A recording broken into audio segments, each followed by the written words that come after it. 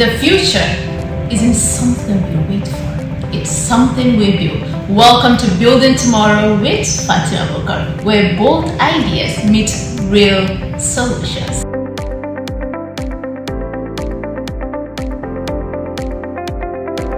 From innovation to leadership, economics to sustainability, we bring together visionaries, change makers, and experts that drive the conversation that shape Nigeria's future.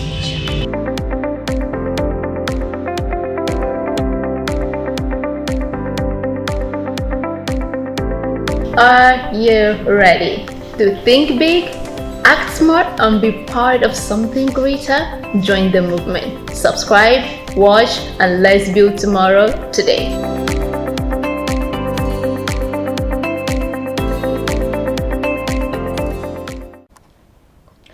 Hello and welcome to another inspiring episode of Building Tomorrow. I am Fatima Bokar.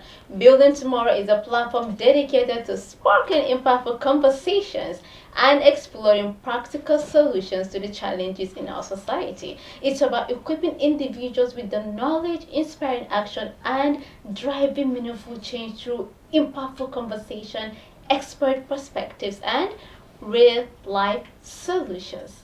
Today is about the change makers. Don't you go nowhere. We'll be right back. This is for the youths.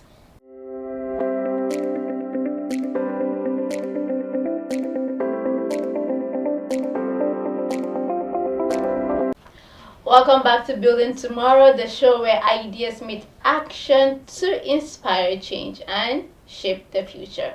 With us today is a serial volunteer, a youth, a historian, and a researcher, Idris Kolo. Welcome to the show, Mr. Idris. Welcome, and thank you for having me on the show. Oh, it's actually a pleasure to have a youth, someone like you, who is a serial volunteer, and I know for a fact that anywhere that they need volunteers, you're there. Your selfless service for you want to give back to the society. You want to be part of those who are making change in Nigeria, right? So I have some few questions. What do you think truly means to rebuild Nigeria, and how can the everyday youth fit in this mission? Thank you for this question, and thank you for having me on board. I really appreciate it. The word rebuilding Nigeria shows, which means we have lost. There's a lost glory, and we need to get it back, get Nigeria on track. So rebuilding Nigeria is getting back the good tidings, the past, the good things, the good times we enjoyed. And only when we get that is to go back to the drawing board. By going back, where you see what our past leaders have done. Because if you look at it, some of our leaders today, or most of our leaders have ruled at their youthful age, be it Yakubu Gowon, be it General Ibrahim Babangida, be it Muhammadu Buhari. They were in their 30s and 40s when they ruled this country, and they did meaningful. They impacted very well. But today, the reason why we lost that because there is no sustainable and maintenance plan. So anything you are doing, there must be sustainability and there must be maintenance plan. So in rebuilding Nigeria, you have to go back to the drawing board, where we have actually lost, where did we miss the track? Which means something is losing, something has been going on. Maybe we've lost out in the track, or we've lost out in the business of bringing Nigeria of our dream to our future generation. So in doing that is to bring the youth in. And how do you bring the youth? Is to make sure there's a form of mentorship system for the youth, where you bring youth from diverse sectors to come in and discuss and see how they can be part of the change system, and that Nigeria we're all craving for. Thank you. Okay, so what you're saying is the way a Nigerian youth can actually fit into this mission of rebuilding Nigeria is through mentorship. Mentorship system, yes. The mentorship system will bring them will give them idea on how, because most times the youth we go on social media that we want to rule, and to some extent we've seen youthful ages who also be youthful and useful. We need to also come back and join the good of to join the process of mentorship. And this mentorship system can come in different parts, either political or social, because it doesn't just we don't just wake up in the morning and say no, we want to rule. So the idea of bringing fitting into the today's building of Nigeria, it has to start. It's a gradual process, and the process is how we get it through mentorship system. And that is the best way we can even be part of it. And the only way we can mentor, we can be mentorship can come in different forms. It can come on voluntary basis. One volunteer to be part of what they do instead of advancing social media. I think we're also part of the progress. Okay, so many young people actually feel powerless. Does that mean it's because they don't really get the mentorship, or what small meaningful actions can they take right now, even before they actually get to the mentorship that you mentioned? Yes, life itself is a roller coaster. When I'm a roller coaster, life can take you up and also bring you down. We shouldn't be consumed by our what we earn from. In other words, if many young people feel powerless because they don't start from scratch, it's a gradual process. There's a class system. If you want to be a president, you don't just wake up because you are 30 years old, you are 35 years old, you want to go and you want to have a contest for president. No. You're not a contender, you're a pretender. Because you don't have the experience. Because experience tells more than experience, with what we've seen so far. Leaders that have experienced to a certain position before they became governor performed well than those that came in with their degrees from abroad.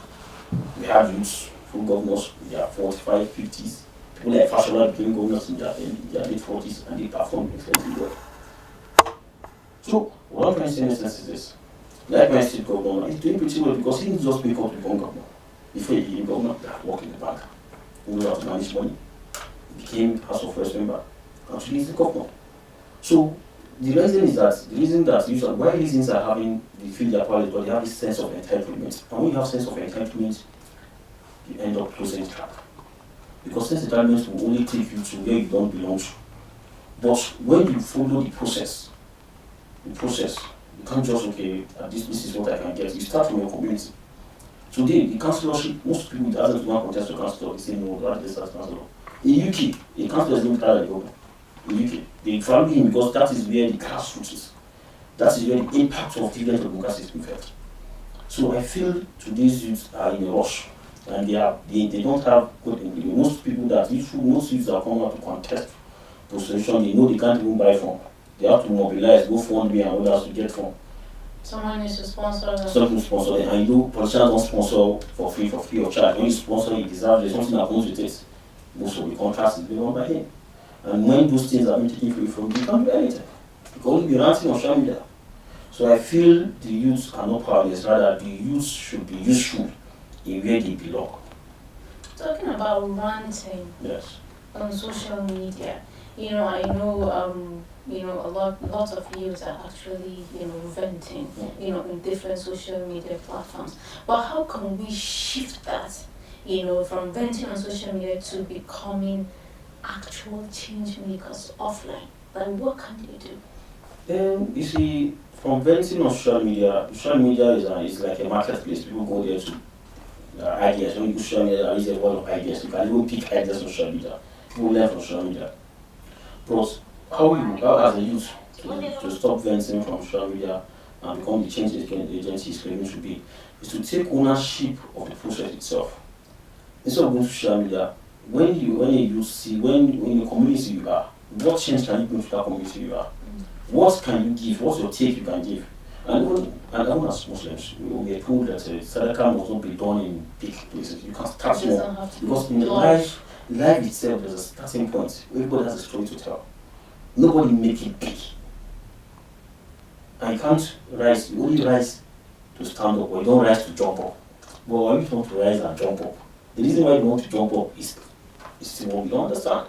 So I feel the youth, where they are today, if you feel you can handle a certain position, you can be the change you are claiming for. Let it start with you. And how Let it start from their community. From your community down to the church and down to, and you can put it through different ways. Now, there are some schools today. If you go to some schools, there are some elderly schools today that lack of, they don't have much capital, manpower for teachers. PT have to come in and start paying some teachers to. Some of us volunteer to go to schools and go and put the teacher. If you go to my own community where I come from, Bushu, where I come from in Niger State, there are volunteers. You go to see volunteers in the hospitals, teachers. I have some of my friends that they volunteer to teach in my branch, in my village. Whereas, and they are graduates, not they are graduates. They feel the change should start from the community itself. Let's be that's what we crave for. Let's be the change we are looking for. So I feel the change, instead of advancing social media, within our community, there are a lot of things we can do. Okay, so Support. what are some overlooked areas where youth can actually drive, massive impact with little and minimal resources? Yes. For now, when you say overlooked areas, for now as it stands, I know this present government has shown us different intent, and there's nothing cheap. So you can't get anything. The economy itself is telling everybody.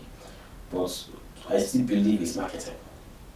Agriculture is not easy to start from agriculture. Then in those days, agriculture used to, with the little you have, you can start. But now, people are not commercializing agriculture.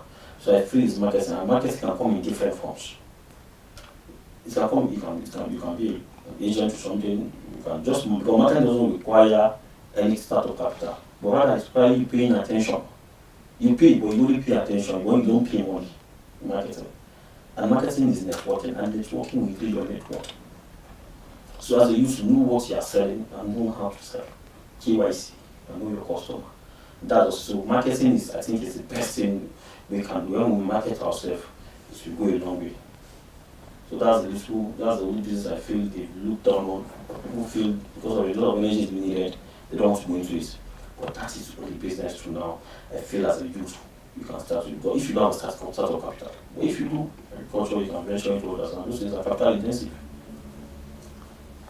So what role does community engagement play in national transformation, especially for young people?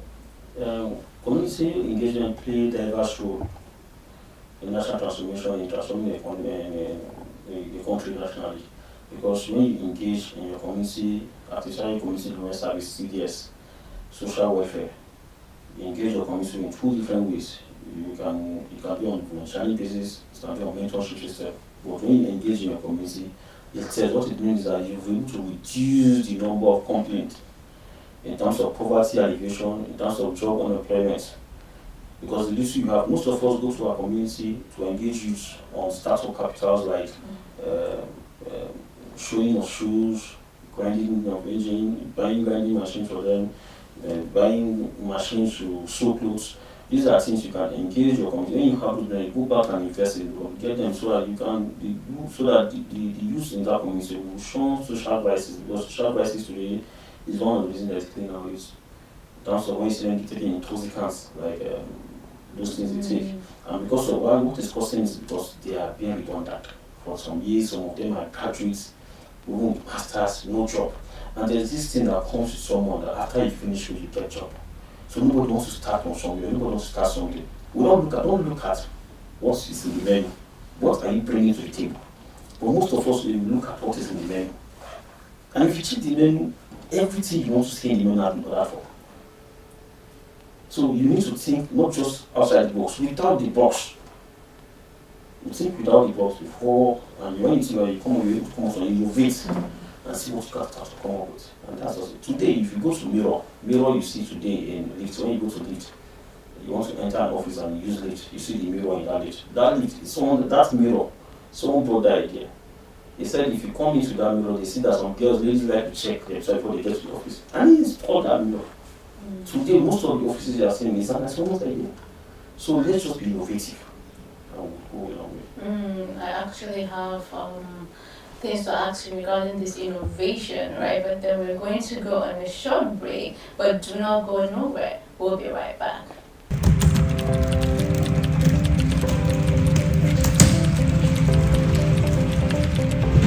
The future isn't something we wait for. It's something we build. Welcome to Building Tomorrow with Fatia Abokar, where bold ideas meet real solutions.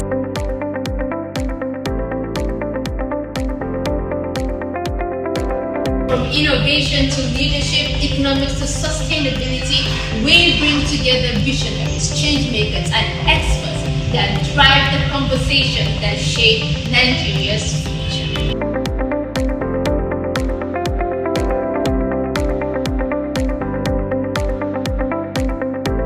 Are you ready to think big, act smart, and be part of something greater? Join the movement. Subscribe, watch, and let's build tomorrow today.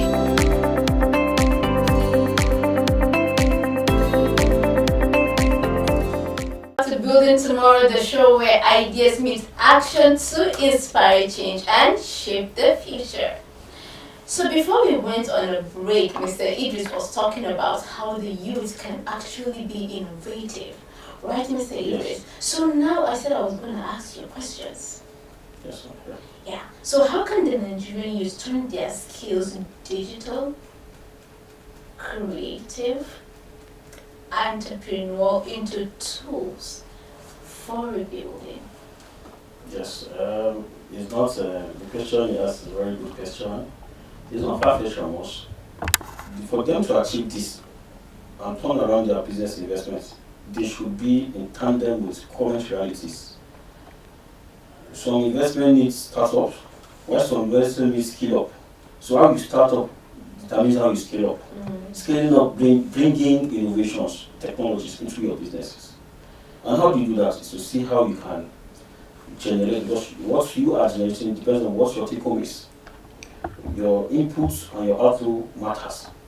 So in a business where state of the art facilities is needed, you need to see how to scale up is to see how you can also build on the business, grow the business to that stage. Because some people may mistake, they mistook, some people can also actually mistook innovation for spending frivolously. And innovation you see today gives you more room to expand your business. So when you want to innovate, you have to be sure of your audience. Because first, knowing your audience, who you are selling to matters a lot. Yes, because if you don't have your audience base, you want to expand your audience base, it depends on the business you are doing as well. So, and if you look at Nigerians today, or the business within the youth, the comfort of the youth, scaling up is a problem. So most times they want to stay within the cycle of their investment. But how you want to scale up is being in tandem with current reality. You have to be informative, you have to be educative, and you have to know what is on ground and what is needed in the market. Talking about being educated, right? Being a youth and also being a serial volunteer, that you have been out there, you have engaged yourself with a lot of youth, right? Do you think the youth actually understand, the power in shaping policies and politics? Like, how do you think the youth can improve in that? The youth can improve, that's a very good question, thank you for that. The youth can improve in that from the mindset. When you have a good mindset, it depends on intention. You see, education is not life, but who feel education is life? Then westernization is not civilization. English is a language. Education is not life. Education is not life. Can you shed more light on when that? I say education is not life, is this: it must be westernized. It must not be aligned to the West. People feel it's only ABC, no? That you have to go through the normal school system, 336 or 663 before you know. Some people actually say that school is calm, but I actually don't believe that school is calm. School is not calm. Exactly. Before. And that's why I said education is not life. With your little, what you know, it depends on how you can innovate. There are people today who cut fingers for us. Most of them they don't even go to Western school, and they learn it. If you go to the ladies that do makeup, so and those are places, some of them don't even have Western, but they learn the skills. So your skills will validate your certificates. And that's why I said education is not like, because you also have a skills tied to that skill. It's only when you have skills that you validate the certificate you are holding. So how can they actually understand the power in shaping politics and policies? In terms of politics and policies, that is where politics is for everybody short of politics. So it's no matter how you play, everybody benefits from politics. But in understanding politics and policies, there are two things there, because there are two differences there. the politics, the kind of politics the youth can play in, can partake in, is the politics that will shape the development and economic aspects of Nigeria.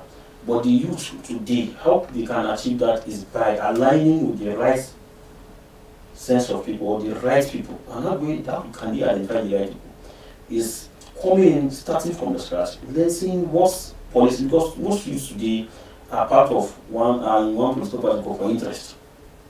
It's a game of interest. They will not tell you that this is the person they want. They will not tell you the reason why he is there. Today, we've seen how politics, Nigerian politics have defined some realignment and counter-realignment. You can see what is happening in the country today. The politics or the policies? The politics, because the politics affect the policies.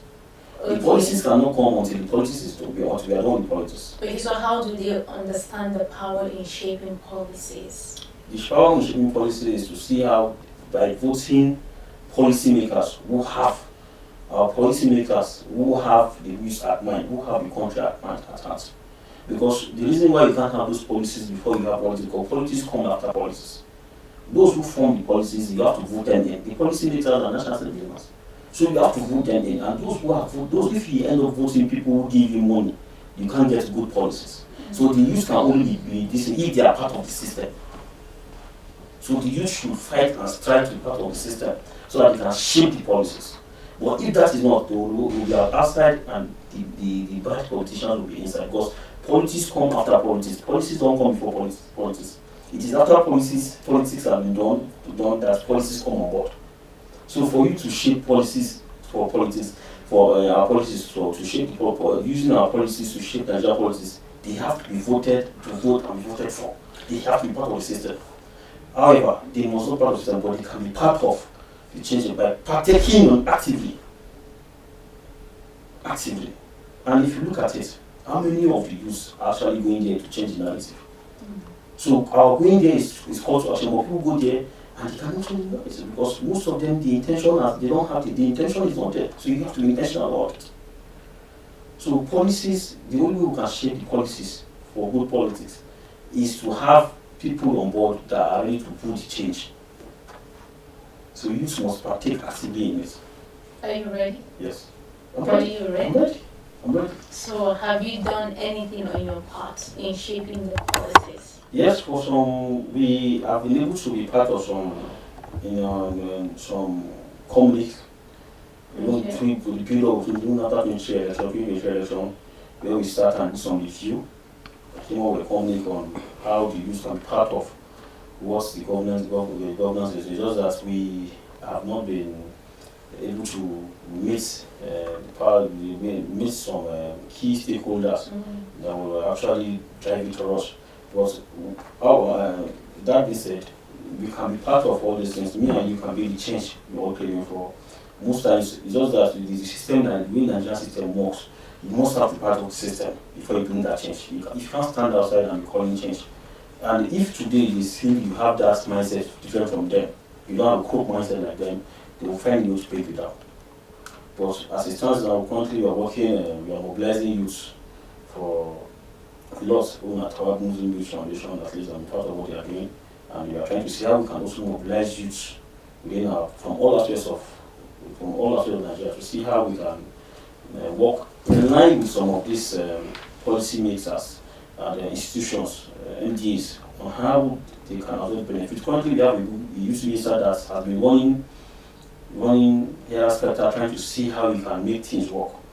And I believe the sky is the limit. He has been doing well as a minister of youth. So hopefully, by God's grace, most of these policies will come to display, and the youth will be given their final respect and their final position in the policy of this country. If you were to bring just one policy for it to reshape Nigeria, what would it be? Okay, the policy I will bring to reshape Nigeria, if I want to bring on education. Okay. It should be on education. So why education? Because that is where I feel we are lacking behind. Education is we actually lack what most of us just go there, but the aim has been defeated. Today, we saw a professor coming to bring former Professor Momon Tahid of Education, trying to print to overhaul the system. But people came in and fought him and he left. Most people today go to Cotonou and have 6 degree and come back and say they are graduates. This is really affecting our education. And he was also trying to implement it. And people came in and said, no, we understand that the world has gone digital, we understand that information was a year of 1516. But there are certain things that is not done well into our education sector. And we just have to, we can't stay away from the truth. So if I want to come, I will look and see how we can shape our education, because our policies, in the education policy is not really helping matter. And the only one we look with, there should be a review of that policies. If not, I don't think Nigeria will have Nigeria for our dream. So if you had one message for every Nigerian youth watching this show, Building Tomorrow right now, what would it be, Mr. Idris? My message to Nigerian youth is to keep believing in themselves, keep doing the right thing, and Nigerian youth should not lose hope in this country. Nigeria is a fated country. We should not lose hope. We should always we should go see how we can always contribute our positive quarter to the development of this country. The country belongs to all of us, and I would advise those who are running away, Japa. They should, if they want to Japa, they should Japa, but they should not call anyone and tell them they should Japa, that they are Japaing. Because if you Japa, they will Japa down, they will become back. So I think the Nigerian youth should have faith in this country that one day we will smile. Yeah, it doesn't, rebuilding Nigeria doesn't always have to be in high places. Yes, that's what everyone needs to know. Yeah, it often starts with small, consistent acts. Yes. Right? Yes. So, thank you so much, Mr. Idris, for sharing your powerful insight with us, and to our amazing audience, thank you for watching. See you next time on Building Tomorrow. Thank you.